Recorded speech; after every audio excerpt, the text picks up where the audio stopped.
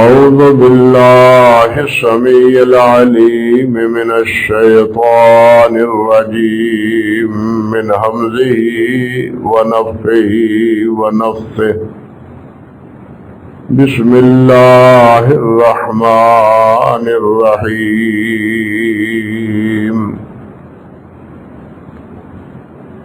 وقال موسى إني عذت بربي وربكم من كل متكبر لا يؤمن بيوم الحساب سبحان ربك رب العزة عما يصفون وسلام على المرسلين والحمد لله رب العالمين.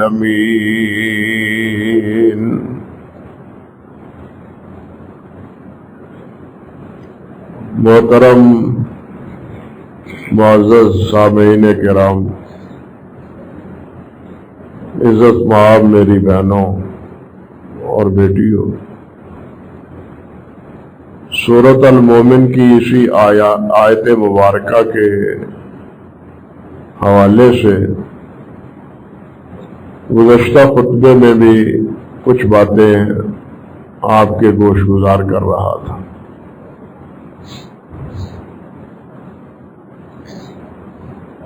حضرت سیدنا موسیٰ علیہ السلام فرعون کے دربار میں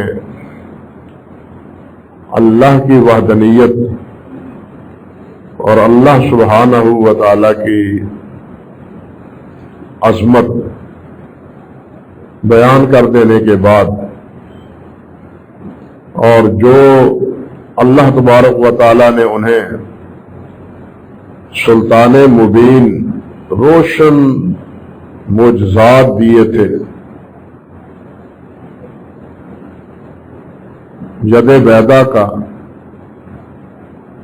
کہ ہاتھ کو بغل سے نکال کے اوپر کرتے تو روشن ہو جاتا، اپنے عصے کو زمین پر پھینک دیتے تو وہ اژدہا بن جاتا، یہ دکھلائے فرعون کو۔ مگر فرعون یہ سب کچھ دیکھ کے ایمان لانے کے باوجود، ایمان لانے کے برعکس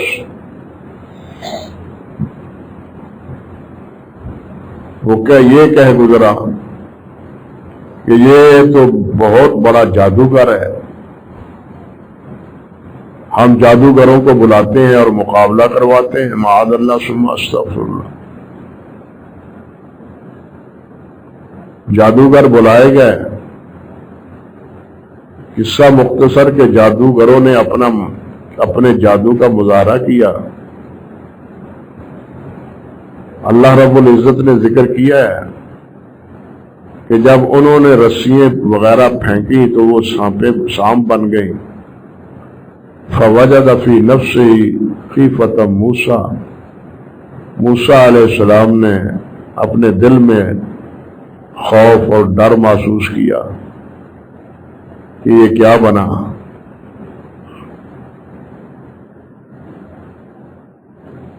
ان کے خوف کو دور کرنے کے لیے اللہ نے حکم دیا کہ تم بھی آسا پھینک دو۔ بعض مشائخ کہتے ہیں یہاں کہ موسیٰ علیہ السلام کو یہ طبعی خوف تھا، فطری خوف تھا، اور ہر انسان کو یہ ہوتا ہے۔ ایک مصیبت اور ایک مشکل دیکھ کے اور آنن فانن ایک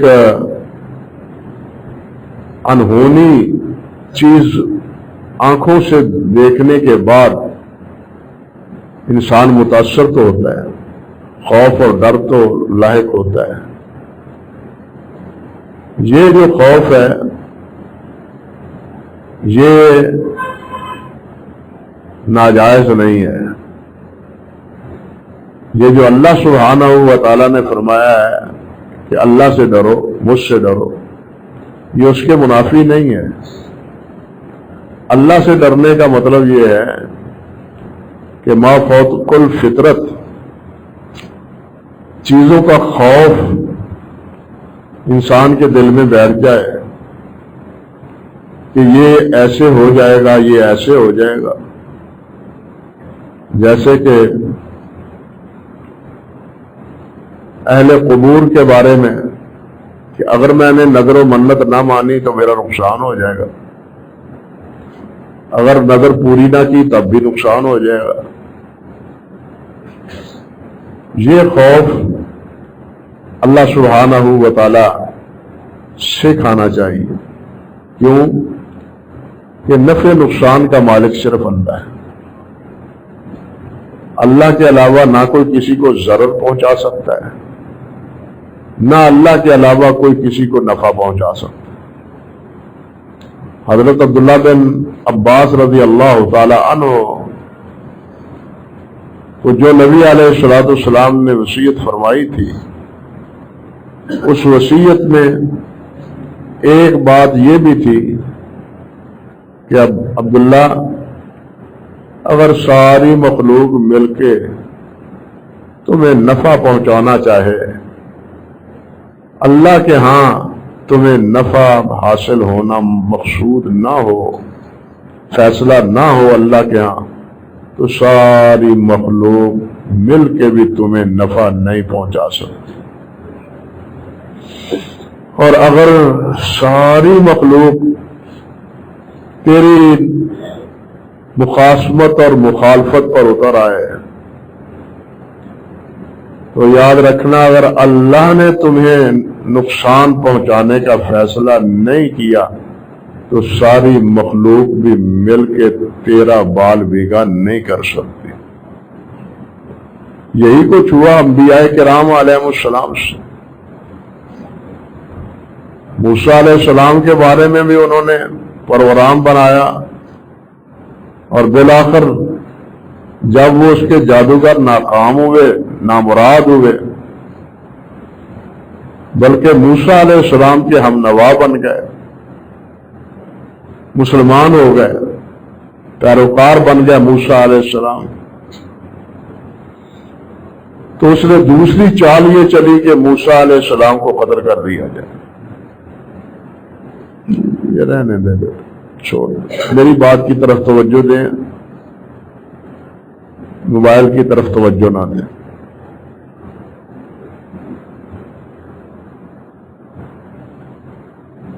اللہ اکبر کبیرہ. تو میں عرض کر رہا تھا کہ بالآخر فرعون نے تنگ پڑ کے یہ فیصلہ کیا کہ میں اس کو قتل کر دوں، اور اس کے جتنے حواری بھی ہیں انہوں نے بھی مشورہ یہی دیا کہ اب ان کا کام تمام کر دینا چاہیے، ایسا نہ ہو کہ ملک میں ایک نیا فساد کھڑا ہو جائے.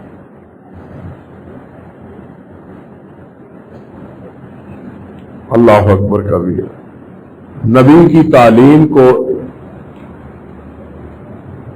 یہ لوگ فساد سے تعبیر کرتے ہیں. اس سے پہلی آیت میں یہی اللہ نے فرمایا، انی اخاف ان یبدل دینکم او ان یظہر فی الارض الفساد، کہ یہ زمین میں فساد برپا کر دے گا. آج بھی کتاب و سنت کی بات کی جائے نا تو یہ آزاد خیال لوگ جتنے بھی ہیں، بلکہ جتنے حکمران ہیں، وہ ان سب کو یہ بات ناگوار گزرتی. وہ کہتے ہیں کہ یہ نیا فساد کیا کھڑا کرنا چاہتے ہیں مولوی. وہ کتاب و سنت کی تنفیذ کو فساد سے معاذ اللہ تعبیر کرتے ہیں. ہر دور میں یہی فتنہ رہا. نبی علیہ السلام کے مقابلے میں بھی اہل مکہ نے کیا کہا تھا؟ یہی کہا تھا کہ محمد صلی اللہ علیہ وسلم نے گھر گھر فساد ڈال دیا، بھائی کو بھائی سے، اولاد کو والدین سے لڑا دیا. جو محمد کا ہو جاتا ہے وہ کسی کی بات سنتا ہی نہیں. او بھائی، جس کو اللہ اور اللہ کے رسول کی بات کا لطف آ جاتا ہے وہ پھر کسی کی سنتا ہی نہیں، وہ کسی کی پیروی کرتا ہی نہیں، وہ کسی کی بات مانتا ہی نہیں۔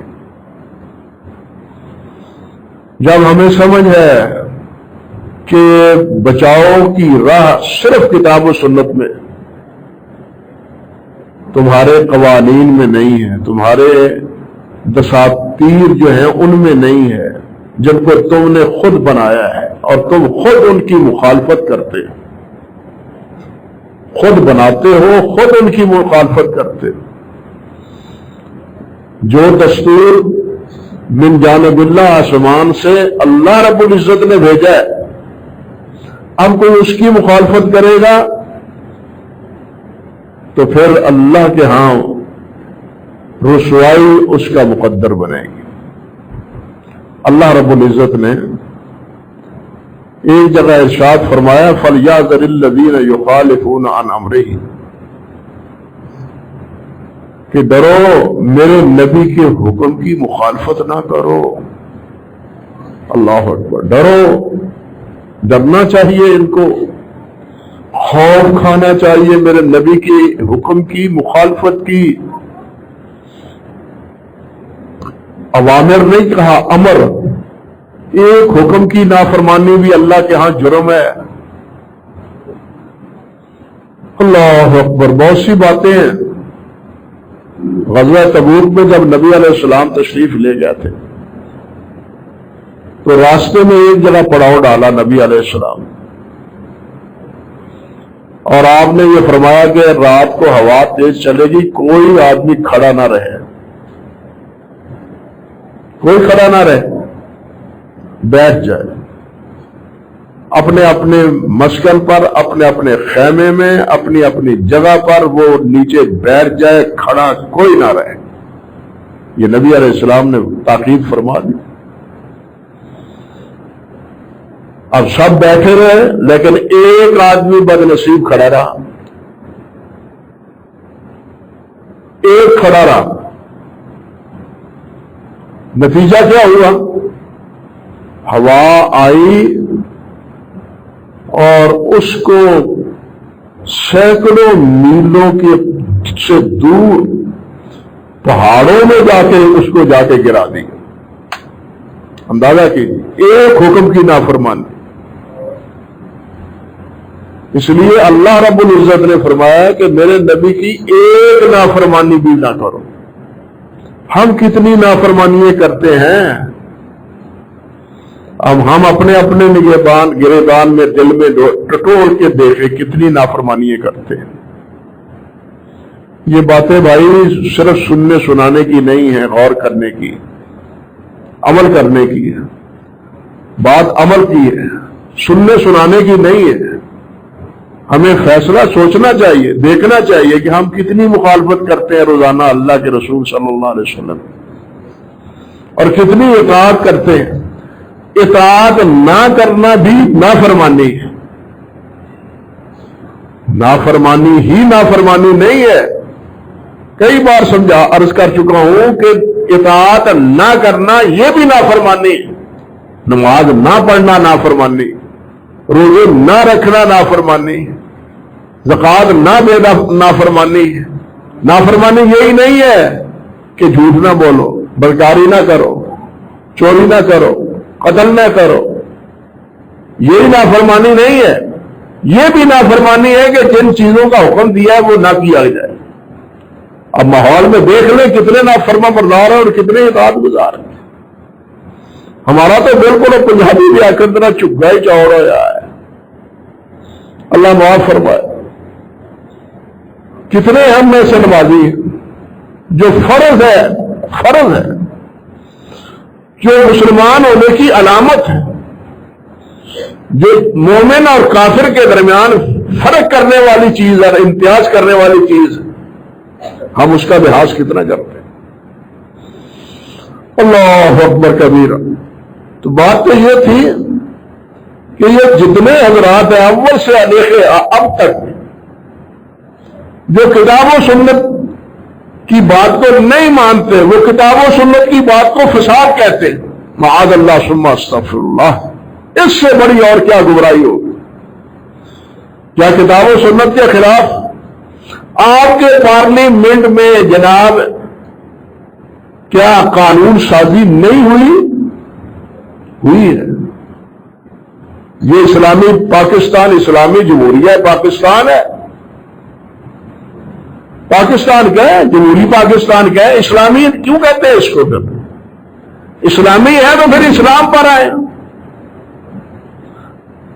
اور تم نے تو وعدہ کیا تھا اللہ سبحانہ و تعالیٰ سے کہ پاکستان کا مطلب کیا؟ لا الہ الا اللہ محمد رسول اللہ، تم نے تو یہ کہا تھا۔ اس پاکستان کو بنایا تم نے اسی کلمے کی بنیاد پر تھا، اور مسلمانوں نے اسی کلمے کی بنیاد پر ووٹ دیے تھے کہ وہاں ہماری اسلام کی حکمرانی ہوگی، انگریز کے قانون کی جو ہے نا وہ اس سے ہماری جان چھوٹ جائے گی۔ لیکن باخبر حضرات سب جانتے ہیں کہ عدالتوں میں آج بھی قوانین وہی ہیں جو انگریز کے، عدالتوں میں اسلام کتاب و سنت کے قوانین نہیں ہیں۔ عدالتیں فیصلہ کرتی ہیں کن احکام کو دیکھ کے جو انگریزوں نے فیصلے کیے ہوتے ہیں، وہ کتابیں ان کے پاس ہیں۔ صحابہ کرام کے فیصلے جو ہیں، مسلمانوں کے جو فیصلے ہیں، وہ ان کے پاس نہیں ہیں، ہمارے ججوں کے پاس، ہمارے قاضیوں کے پاس۔ ان کے پاس ان مسائل کی نظیریں وہ کن کی ہیں؟ وہ آج بھی یورپ کی، وہ آج بھی امریکہ کی۔ کیسا اسلامی پاکستان؟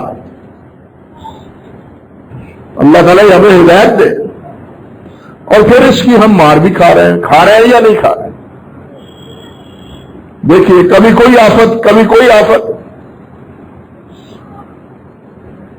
کل اتفاق سے ایک مسئلے میں لاہور جانا پڑا، شیخو پورے سے کراس کرنے کے بعد اتنا پانی کہ خوف آتا تھا کہ اتنا پانی، سب فصلیں برباد، سب گھر برباد، گھر چھوڑ کے لوگ چلے گئے، نکل گئے، خالی پڑے۔ یہ بارشیں برسانے والا کون ہے؟ اتنی اللہ تعالیٰ ہے۔ کبھی بے موسمی بارشیں، کبھی آفات، کبھی اتنی زیادہ بارشیں جس کو برداشت کرنے کے ہم متحمل ہی نہیں ہیں، اور پھر تمام تر کوششیں جناب صفائی صفائی صفائی۔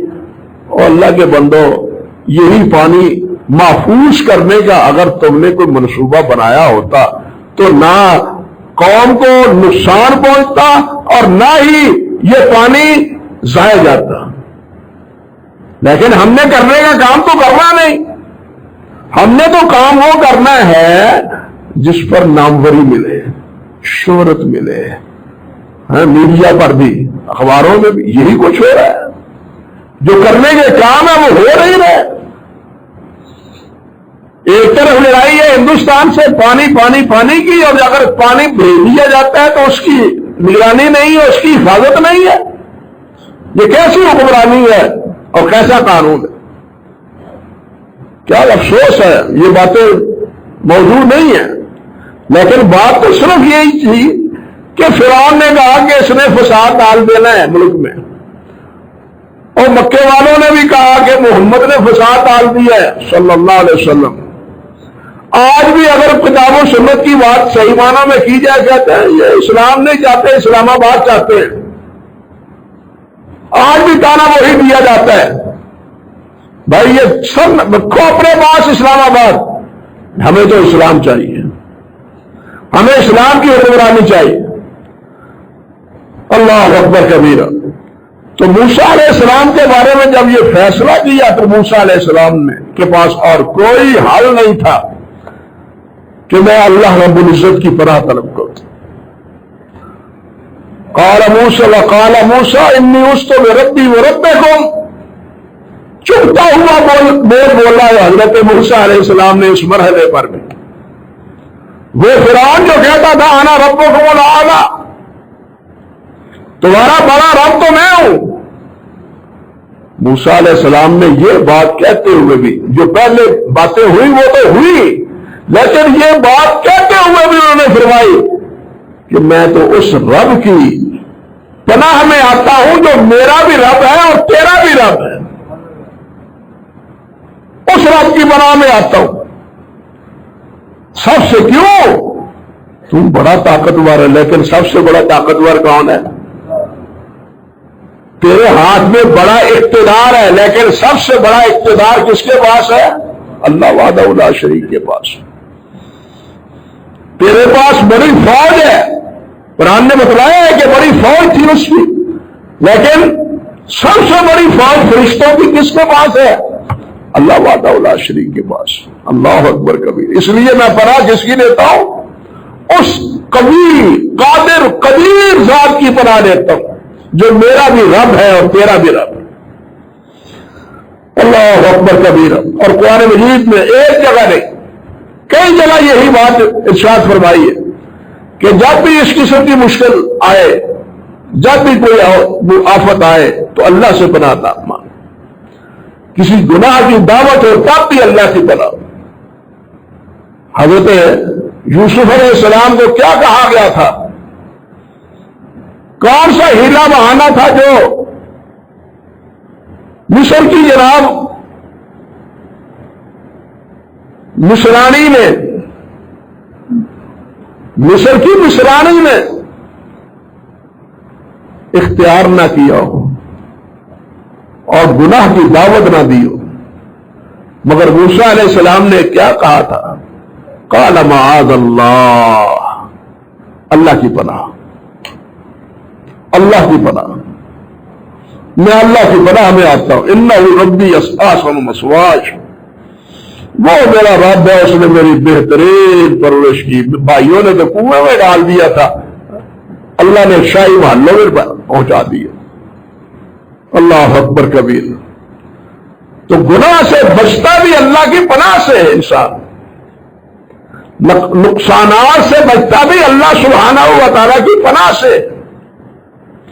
اور احادیث میں بالخصوص السنن الکبریٰ میں امام نسائی رحمۃ اللہ علیہ کی جو ہے، صغریٰ میں بھی بڑے ابواب ہیں، اسی تعوذ کے بارے میں کہ نبی علیہ الصلوۃ والسلام نے کن کن الفاظ سے اللہ رب العزت کی سے پناہ طلب کی۔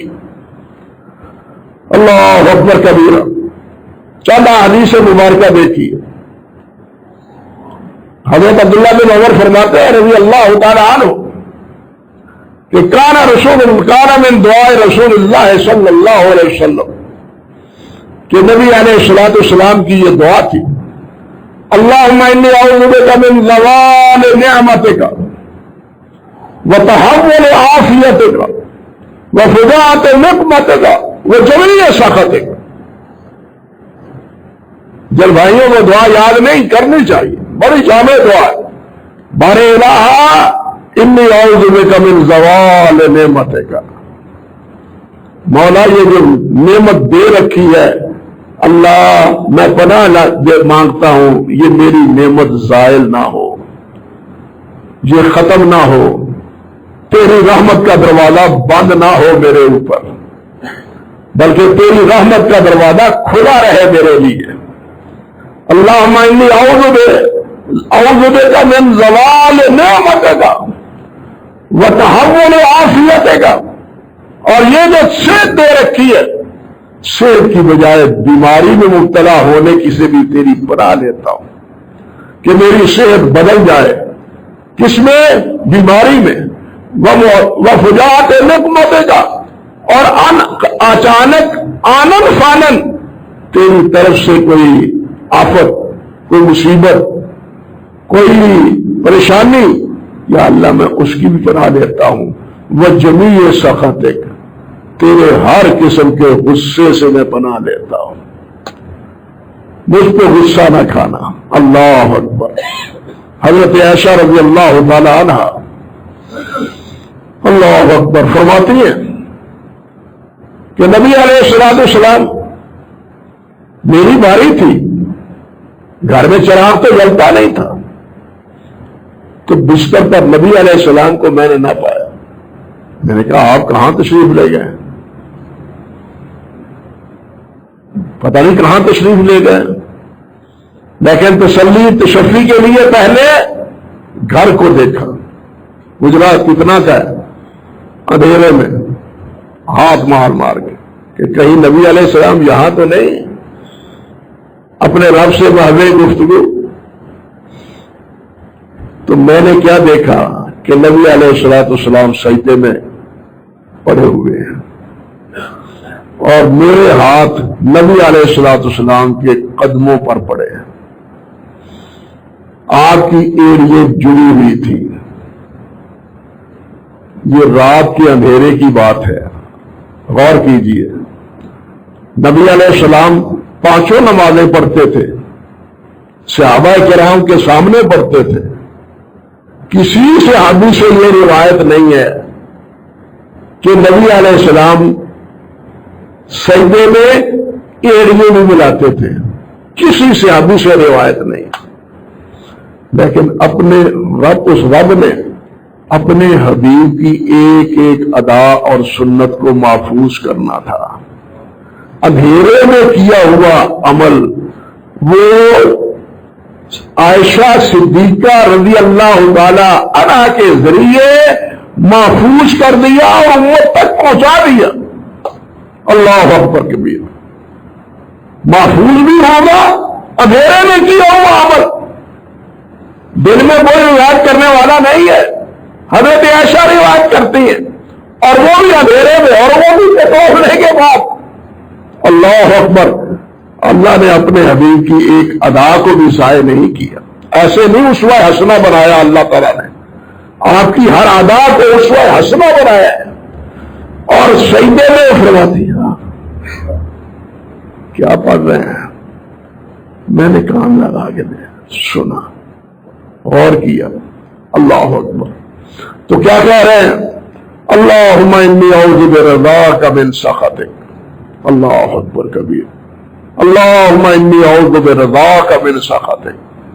یا اللہ، میں تیری رضا کی پناہ لیتا ہوں، مجھ پر ناراض نہ ہونا۔ اللہ اکبر کبیر، اللہ اکبر کبیر۔ جو خلیل ہے اور حبیب ہے، اس پہ ناراض ہونے والی بات کون سی ہے؟ لیکن ابدیت کا تقاضا یہی ہے کہ وہ مالک کی ہر بات سے خوف کھائے۔ اللہ اکبر، فرمایا اللہم انی اعوذ برضاک من سخطک۔ یا اللہ، تیری رضا کی پناہ چاہتا ہوں، میرے اوپر راضی رہنا، میرے اوپر ناراض نہ ہونا۔ وَبِمُعَافَاتِكَ مِنْ عُقُوبَتِكَ، یا اللہ مجھے معاف کیے رکھنا، مجھے سزا نہ دینا۔ اللہ اکبر، مجھے سزا نہ دینا، عقوبت نہ پہنچانا، مولا مجھے معاف فرمائے رکھنا۔ وَأَعُوذُ بِكَ مِنْكَ لَا أُحْصِي ثَنَاءً عَلَيْكَ أَنْتَ كَمَا أَثْنَيْتَ عَلَى نَفْسِكَ۔ یا اللہ، میں تجھ سے پناہ لیتا ہوں، میں تیری کما حق کو ہوں ثنا اور تعریف نہیں کر سکا، بلکہ جس طرح تو نے اپنی خود تعریف کی ہے، میں تو اس کی بھی پوری حکایت نہیں کر سکتا۔ نبی علیہ السلام عابد الناس، نبی علیہ السلام سب سے بڑے ذاکر ہیں، سب سے زیادہ تسبیح و تحمید پڑھنے والے ہیں، سب سے زیادہ اللہ کی حمد کہتے مرنے والے ہیں۔ آپ کا تو اس میں گرامی محمد اور احمد وہی حمد کی تعبیر ہے، لیکن عرض یہ ہے کہ بالغ الہ، تیری حمد میں نہیں پوری طرح کر سکا، تو اسی طرح ہے جس طرح تو نے اپنی تعریف خود کی ہے۔ اور بھائیوں، فرشتوں کو تو اللہ سبحانہ و تعالیٰ نے پیدا ہی اپنی عبادت کے لیے کیا ہے، لیکن قیامت کے دن حدیث میں آتا ہے، قیامت کے دن یہی فرشتے کہیں گے بارے الہ ما عبدناک حق عبادتک، اللہ تیری عبادت کا ہم سے حق ادا نہیں ہو سکتا۔ اللہ اکبر کبیر۔ ہم کیسی نمازیں ٹوٹی پھوٹی پڑھتے ہیں، ٹوٹی پھوٹی نمازیں پڑھتے ہیں۔ ہم سوچ سکتے ہیں کہ اب اللہ کی عبادت کا حق ادا ہو گیا؟ حاشا و کلا نہیں۔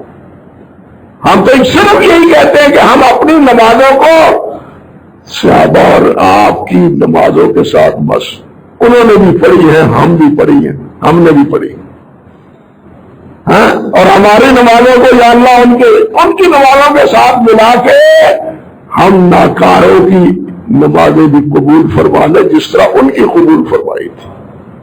ہم تو یہ کہتے ہیں۔ اللہ اکبر کبیر، اللہ اکبر کبیر۔ حضرت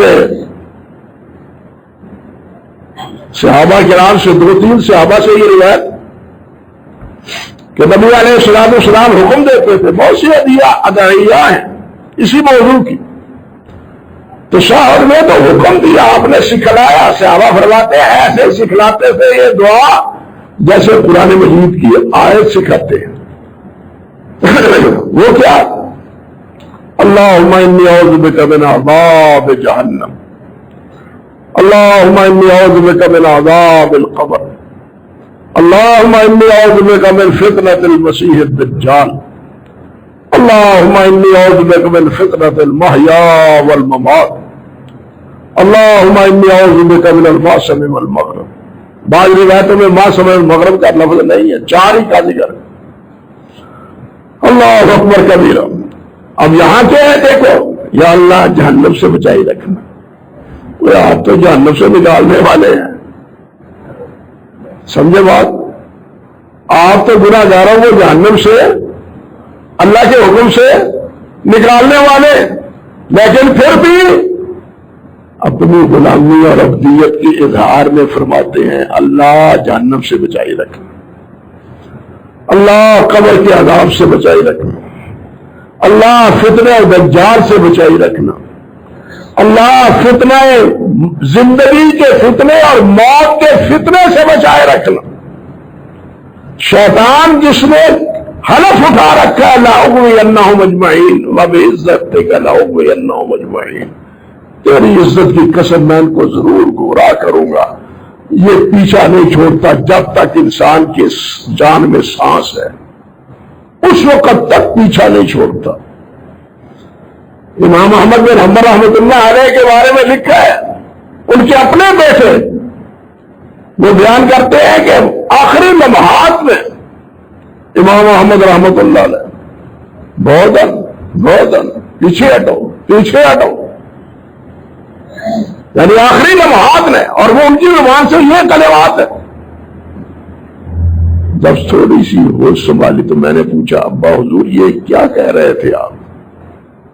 پیچھے ہٹو، کیا کہہ رہے تھے؟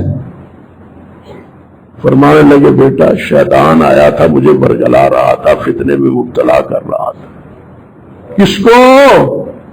امام احمد کو، امام اہل سنہ کو، یہ لقب ہے امام احمد کا، امام اہل سنہ کو۔ شیطان ورگلانے آگے، ہماری کیا اوقات ہے؟ ہم کس بات کی بولی؟ تو نبی علیہ السلام نے کیا فرمایا؟ اعوذ بک من فتنۃ المحیا والممات۔ امام سفیان ثوری، آپ نہیں جانتے یہ لوگ کون تھے، صحیح بات، نہ امام احمد سمجھتے ہیں نہ امام سفیان ثوری کو سمجھتے۔ امام سفیان ثوری ورع، تقوی، پرہیزگاری، حدیث، تفسیر، ہر فن میں امام، آپ حیران ہوں گے کہ بیت اللہ میں لیتے ہوئے ساری بات نہیں کہتا، 2 تلمیذ بیٹھے ہیں آپ کے پاس، آپ لیتے ہوئے سفیان ابن عیینہ نے سر اپنی گود میں رکھا ہوا ہے،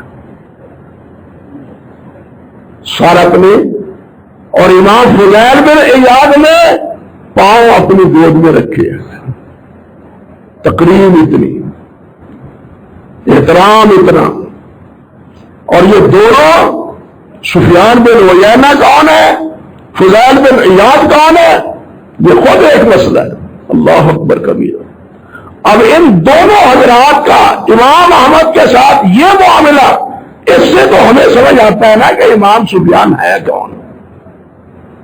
باقی بات تو چھوڑتا ہوں آگے کیا ہوا، لیکن ان کی بات کیا ہے، وہ اللہ سبحانہ و تعالیٰ سے دعا کرتے. عبد الرحمن بن ماتی ان کے شاگرد ہیں.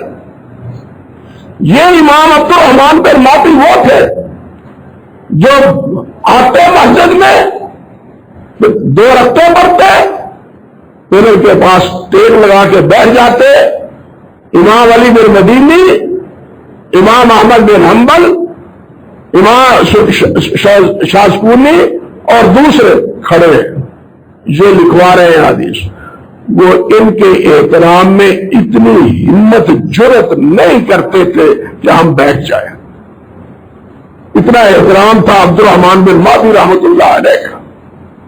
آج تو کسی کا کوئی مانتا ہی نہیں نا، نہ کسی کا احترام ہے، نہ کسی کی عزت ہے، نہ کسی کا مقام ہے، کچھ بھی نہیں. کوئی کسی کو بھی نہیں پوچھتا، بڑے کو دیکھتا ہی نہیں. ہائے ہائے ہائے. یہی عبد الرحمن بن ماتی فرماتے ہیں کہ میں امام سفیان ثوری کے پاس تھا جس وقت ان کا انتقال ہونے لگا. اشتد به وجب کی تکلیف کی وجہ سے رونے لگے. تو میں نے کہا کہ یا ابا عبداللہ، کیا آپ روتے ہیں گناہوں کی وجہ سے؟ آپ کے گناہ ہیں کیا؟ فراسا راسا، سر اٹھایا. وَأَخَذَ شَيْئًا مِّنَ الْأَرْضِ، زمین سے ایک تنکا پکڑا اور کہا لَذُنُوبِي أَعْوَنُ عِندِي مِنْ هَذَا، میں گناہ میرے نزدیک اس سے بھی زیادہ اہانت اور ہلکا اور بالکل بے اثر ہے. یعنی گناہ کا نہیں سے خوف نہیں کھا رہا، غلطیوں سے خوف نہیں کھا رہا، بلکہ انی اخاف ان سلب الایمان قبل الموت، میں خوف دار کرتا ہوں کہ موت سے پہلے کہیں ایمان محفوظ نہ رہے، میرا ایمان سلامت رہے، میرا ایمان سلامت رہے. آخر نبی علیہ السلام جو دعائیں پڑھتے تھے، یا مقلب القلوب ثبت قلبی علی دینک، یا مقلب القلوب ثبت قلبی علی دینک. تو نبی علیہ السلام کو یہ دعا پڑھنے کی کیا ضرورت تھی؟ ہمیں سمجھایا ہے نا کہ اے دلوں کے پھیرنے والے، میرے دل کو دین پر ثابت قدم رکھ، آخر وقت تک ثابت قدم رکھ. حضرت سلمہ اور حضرت عائشہ دونوں نے پوچھا، حضور یہ آپ کیا مانتے ہیں؟ نبی علیہ السلام نے فرمایا، عائشہ، ام سلمہ، ان قلوب العباد بین اصبع الرحمن یقلبها کیف یشاء، بندوں کے دل اللہ کے ہاتھ میں ہیں، وہ جس طرح چاہتا ہے پھیر دیتا ہے. اللہ ہی ثابت قدم رکھے تو کوئی ثابت قدم رہتا ہے، اللہ نہ رکھے کسی گناہ کی وجہ سے، کسی بول کی وجہ سے، کسی بول کی وجہ سے ناراضگی کے نتیجے میں جناب آخری وقت میں ایمان سلب کر لے یا کلمے سے محروم کر دے، توحید سے محروم کر دے، تو یہ اس کے اختیار میں ہے. اس لیے میں تو اس سے مانگتا ہوں، ڈرتا ہوں کہ کہیں میرا ایمان سلب نہ ہو جائے. خوف کھاتا ہوں، روتا ہوں کہ بار الہ میرا ایمان سالم رکھے، میرا ایمان آخر وقت تک سالم رکھے. سب انبیاء یہی دعائیں کرتے رہے، سب صلحاء یہی دعائیں کرتے رہے، اور یہی دعا پیارے پیغمبر صلی اللہ علیہ وسلم نے نماز میں ہمیں سکھلائی ہے. اور اس طرح سکھاتے تھے جس طرح قرآن مجید کی کیا ہے سورت سکھاتے تھے. ہمیں یاد ہی نہیں. امام طاووس رحمۃ اللہ علیہ کے بیٹے ہیں، انہوں نے نماز پڑھی. نماز پڑھنے کے بعد امام طاووس نے پوچھا، بیٹے نماز پڑھ لی؟ ہاں جی پڑھ لی. یہ دعا پڑھی ہے؟ تم نے نہیں پڑھی، دوبارہ نماز پڑھو. کیا پڑھی ہے تم نے؟ اور یہ دعا تو تم نے اللہ سے مانگی نہیں. ہم اس دعا کی اہمیت کو سمجھتے نہیں. ایک ہی دعا ہمارے ہاں انی ظلمت نفسی ظلمن کثیرا، وہی ہمیں آتی ہے، دوسری اور کوئی آتی نہیں۔ اللہ ہمیں سمجھ دے اور اللہ سبحانہ و تعالی ہمارا ایمان قائم رکھے۔ جس طرح اب ایمان کی اللہ نے دل میں بہار لگائی ہے، یہ بہار اللہ تعالیٰ کا قائم رکھے، ہمارا جینا مرنا ایمان پر اللہ کرے، اور اللہ سبحانہ و تعالیٰ انہی صلحاء اور انہی صحابہ اور انبیاء کرام علیہ السلام کے ساتھ ہمارا بھی حشر فرمائے۔ اقول قولی ھذا استغفر اللہ لی ولکم ولسائر المسلمین۔